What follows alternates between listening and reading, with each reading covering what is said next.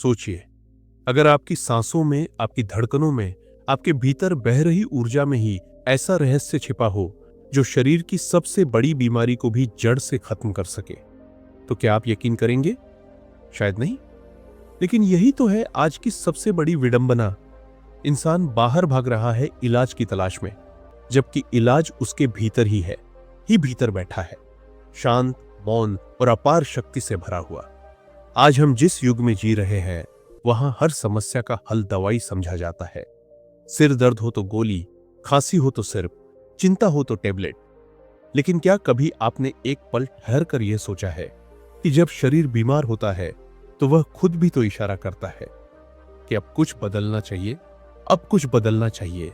वह खाना, वो जीवन शैली, वह विचार जिनसे यह शरीर थक चुका है, वही तो है बीमारी की जड़।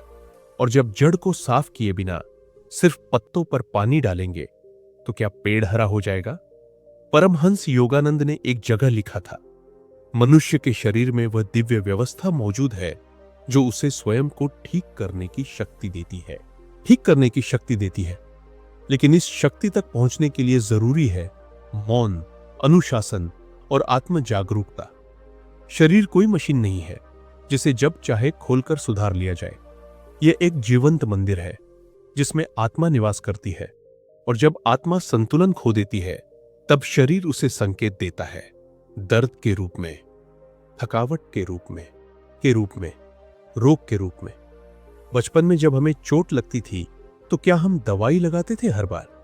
नहीं, मां बस फूंक मारती थी या हल्दी लगा देती थी और शरीर खुद ही घाव को भर देता था, क्योंकि तब हमारी जीवन शक्ति शुद्ध थी, ध्यान भटकाने वाली चीजें कम थी।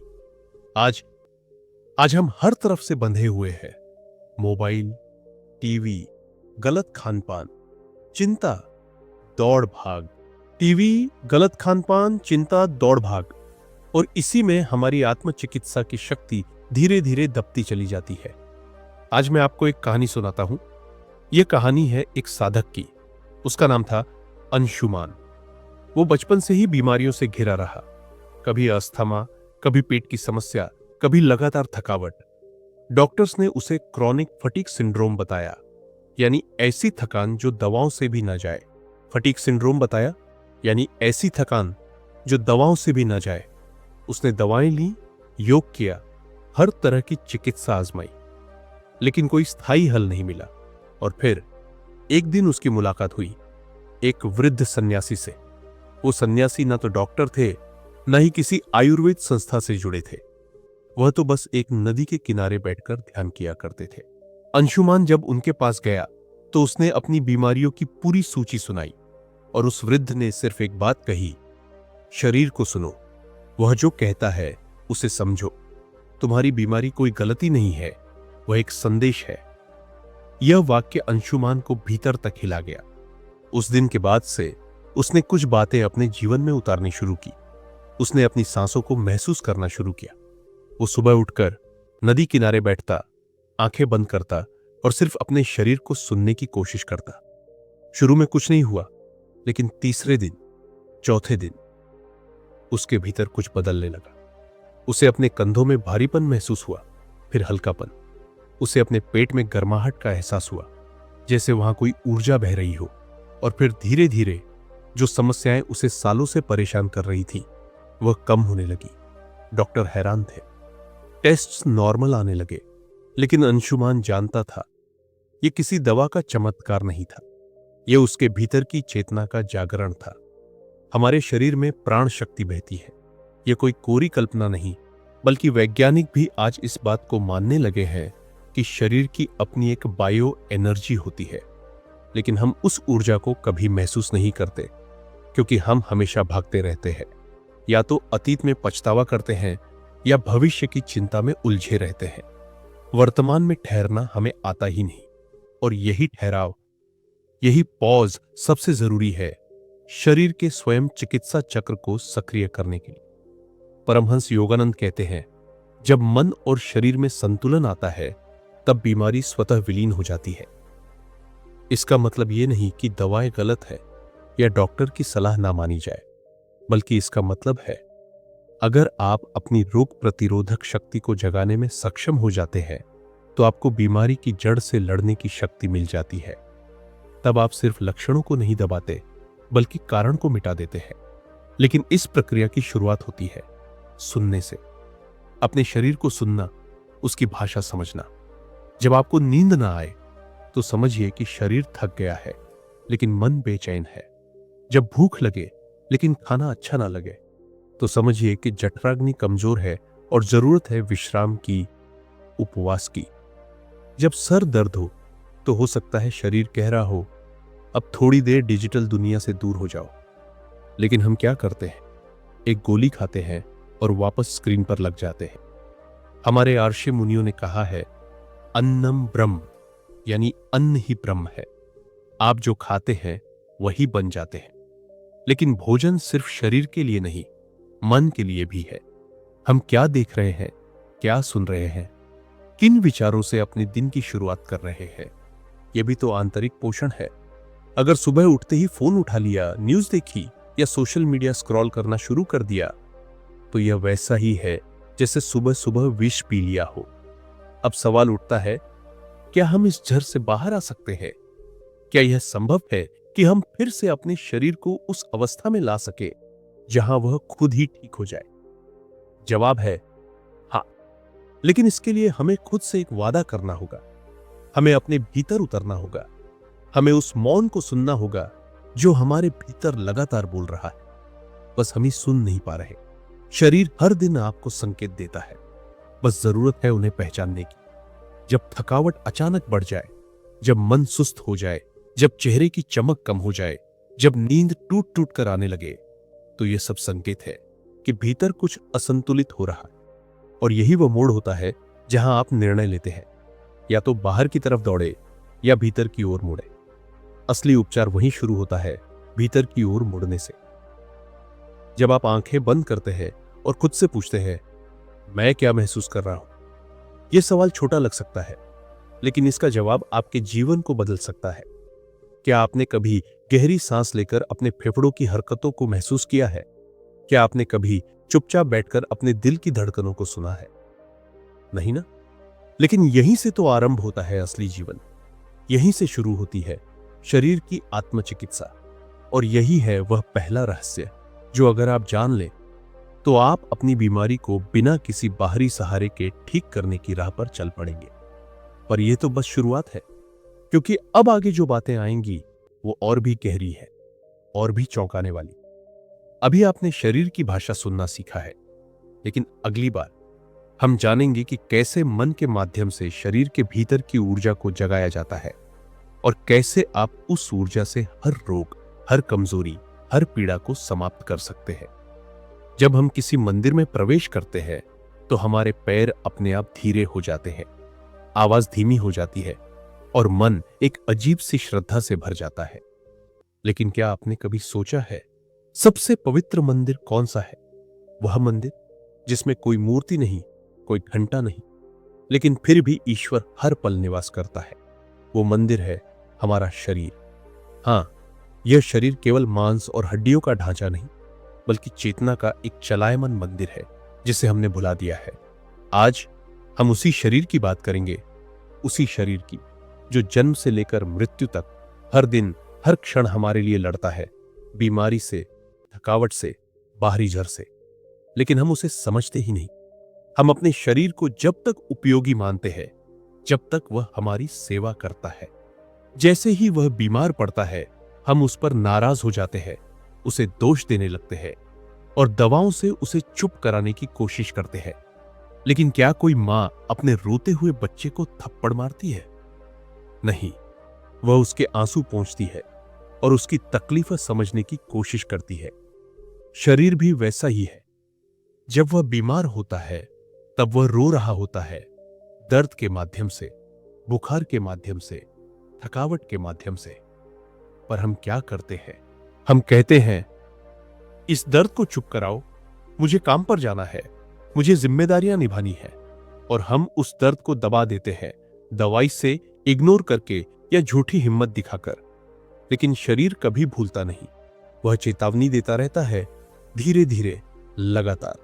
और फिर एक दिन वह हमें झकझोर देता है, एक बड़ी बीमारी के रूप में। परमहंस योगानंद ने कहा था, शरीर ईश्वर की बनाई हुई सबसे जटिल और अद्भुत रचना है। अगर तुम उसे सुनना सीख जाओ तो तुम्हें जीवन का सबसे बड़ा रहस्य मिल जाएगा। और यह बात एकदम सत्य है। शरीर अपने हर व्यवहार से हमसे संवाद करता है। जब नींद आती है, जब प्यास लगती है, जब भूख महसूस होती है, ये सब संकेत है, दया संकेत। लेकिन हम इतनी तेज जिंदगी में उलझ गए हैं कि ये संकेत अब शोर में दब चुके हैं। अब बात करते हैं उस दूसरे रहस्य की जो शरीर को ठीक करने की शक्ति जगाता है, और वह है ध्यान। पर सिर्फ आंख बंद करके बैठना ध्यान नहीं होता। सच्चा ध्यान वह होता है जहां आप अपनी पूरी चेतना को भीतर की ओर मोड़ देते हैं। मन शांत होता है, सांसें गहरी होती हैं और ऊर्जा शरीर के हर कोने में बहती है। आपने देखा होगा, जब आप तनाव में होते हैं तो आपकी सांस छोटी हो जाती है, शरीर कड़ा हो जाता है, पेट सिमट जाता है। लेकिन जब आप शांत होते हैं तो शरीर खुलता है, सांसें गहरी हो जाती हैं और आंखों में चमक लौट आती है। यही है ध्यान की शक्ति। ध्यान कोई धर्म नहीं, कोई कर्म कांड नहीं। ध्यान एक सीधा रास्ता है शरीर की आत्म चिकित्सा की ओर। जब आप गहरी सांस लेकर ध्यान में उतरते हैं तब आपकी कोशिकाएं नवीकरण करती हैं, पुराना जहर बाहर निकलता है और नई ऊर्जा का प्रवाह शुरू होता है। ध्यान कोई चमत्कार नहीं बल्कि विज्ञान है, बस उसे करने की सच्ची लगन चाहिए। यहां मैं आपको एक और सच्ची घटना सुनाता हूं। यह कहानी है अंजलि नाम की महिला की, जो कैंसर से जूझ रही थी। डॉक्टरों ने कह दिया था, अब कुछ नहीं हो सकता, तैयारी कर लीजिए। लेकिन अंजलि ने हार नहीं मानी। वह हर सुबह सूर्योदय से पहले उठती, ध्यान करती, केवल फलाहार लेती और अपनी बीमारी से बात करने की कोशिश करती। हां, बात करने की। उसने अपनी बीमारी से पूछा, तू क्यों आई है मेरे जीवन में? और एक दिन ध्यान के भीतर उसे उत्तर मिला, तू खुद को भूल गई थी, इसलिए मैं आई हूं। यह सुनकर वह फूट फूट कर रो पड़ी। उस दिन से उसने रोना नहीं रोका।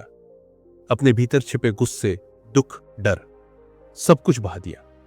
और जब कुछ महीनों बाद उसकी रिपोर्ट आई तो डॉक्टर भी चौंक गए। कैंसर गायब हो चुका था। अंजलि ने दवाएं ली, लेकिन असली इलाज उसके भीतर हुआ था, ध्यान के माध्यम से। ध्यान से जुड़ी एक और बात बहुत महत्वपूर्ण है, श्वास का ज्ञान। हर श्वास में जीवन है और हर बाहर जाती श्वास में मृत्यु का अंश। जब हम अपने श्वास को गहराई से समझते हैं, जब हम उसे देखना शुरू करते हैं, बस देखना, बदलना नहीं, तब हम अपने मन पर नियंत्रण पाना शुरू करते हैं। और मन पर नियंत्रण का मतलब है शरीर पर नियंत्रण, क्योंकि ज्यादातर बीमारियां शरीर में नहीं, मन में शुरू होती है, चिंता से, डर से, पुराने जख्मों से। पर अब सवाल उठता है, हम ध्यान शुरू कहां से करें? बहुत आसान है।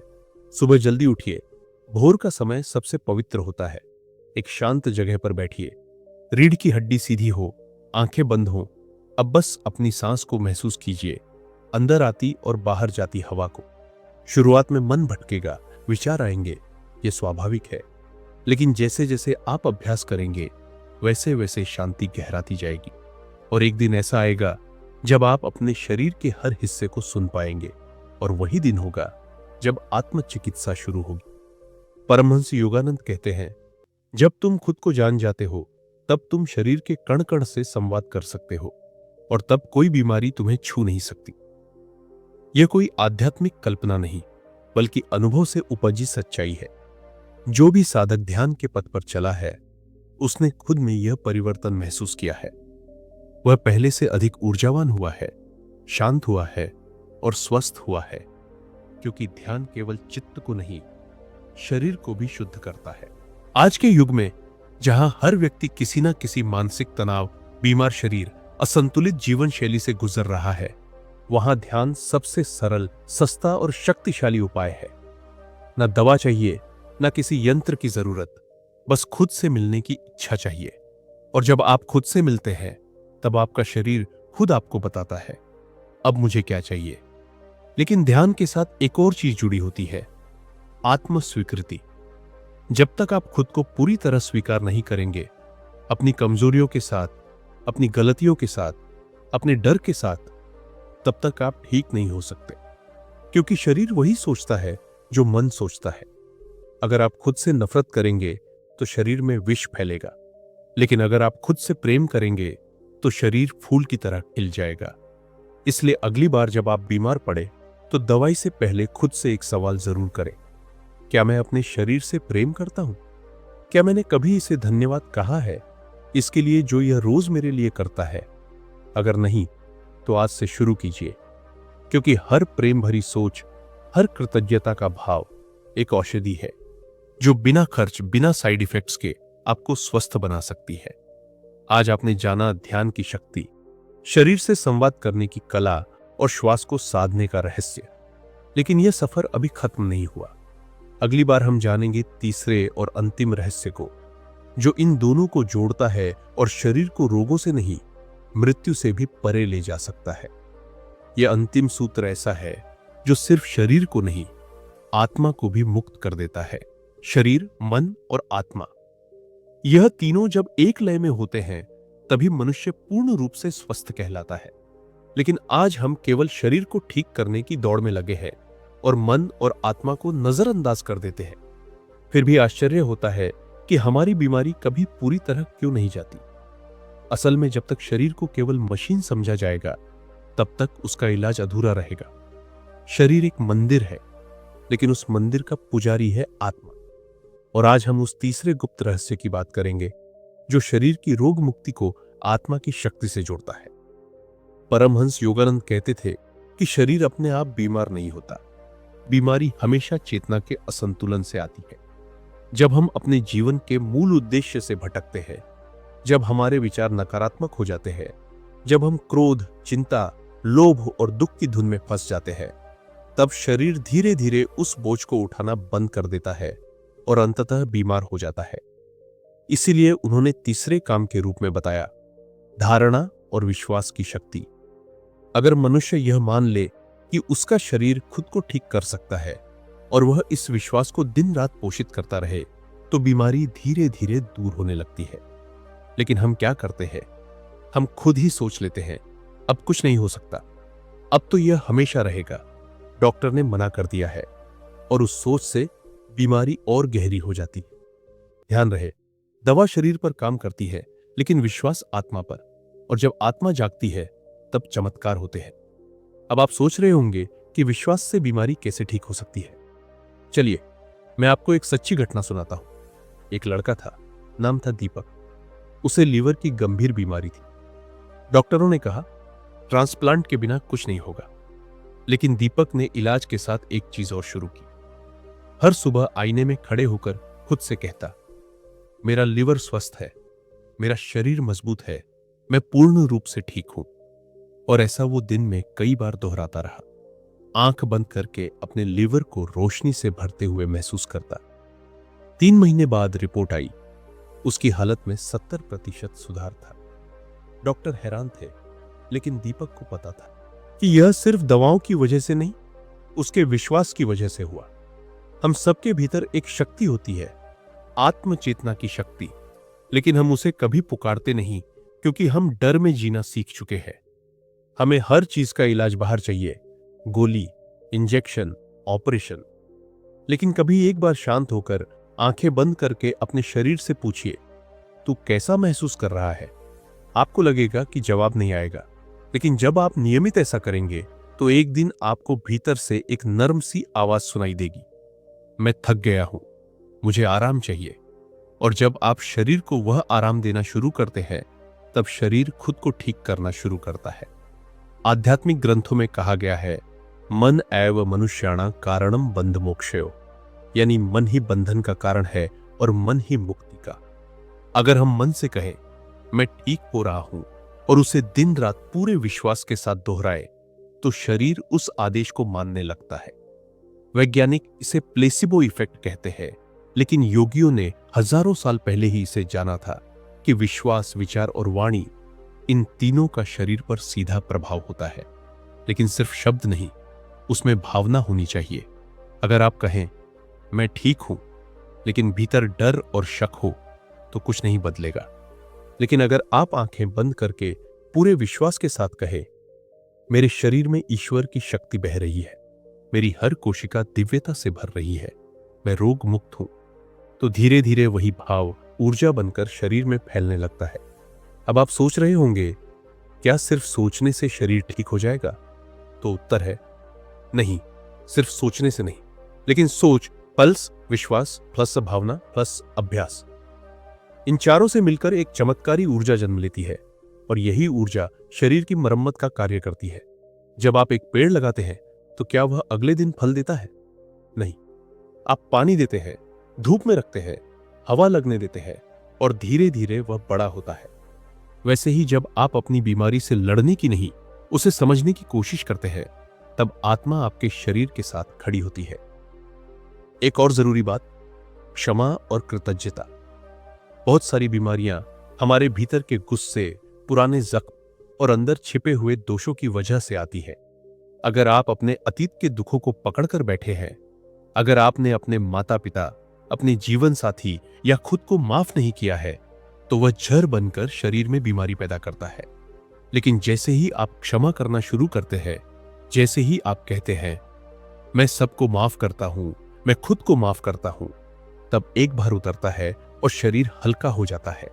उसी तरह जब आप रोज सुबह उठते ही यह कहें, हे शरीर, धन्यवाद कि तू आज फिर मेरे साथ है।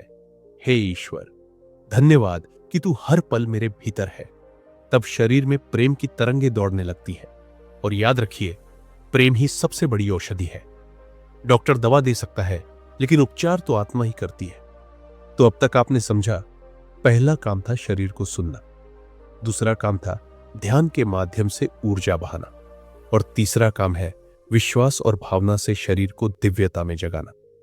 जब आप ये तीनों करने लगते हैं तो बीमारी आपके शरीर में टिक नहीं सकती, क्योंकि बीमारी अंधकार है और जब भीतर का दीपक जलता है तो अंधकार स्वयं हट जाता है। अब यह मत सोचिए कि यह सब एक रात में होगा। साधना समय मांगती है, धैर्य मांगती है और सबसे बढ़कर सच्चा प्रेम मांगती है, खुद के लिए। जब आप खुद से प्रेम करना शुरू करते हैं, जब आप अपने शरीर को मित्र की तरह मानते हैं, तभी चमत्कार होते हैं। और यह चमत्कार कोई रहस्य नहीं, बल्कि शुद्ध सत्य है, जिसे हर साधक अनुभव कर सकता है। तो मित्रों, यह था वह तीसरा और अंतिम रहस्य, जो शरीर की बीमारियों को जड़ से हटाने में सहायक है। अब आप पर है कि आप इसे सिर्फ सुनकर छोड़ देते हैं या अपने जीवन में उतारकर खुद को रूपांतरित करते हैं। आप इस वीडियो को देखकर केवल ज्ञान नहीं, दिशा भी पा सकते हैं, अगर आप इस पर चलने का साहस करें।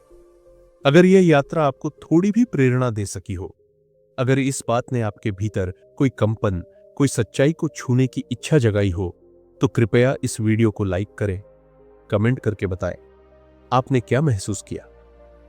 और ध्यान यात्रा चैनल को जरूर सब्सक्राइब करें। यहां हम केवल बात नहीं करते, हम आत्मा की रोशनी से अंधकार को मिटाते हैं।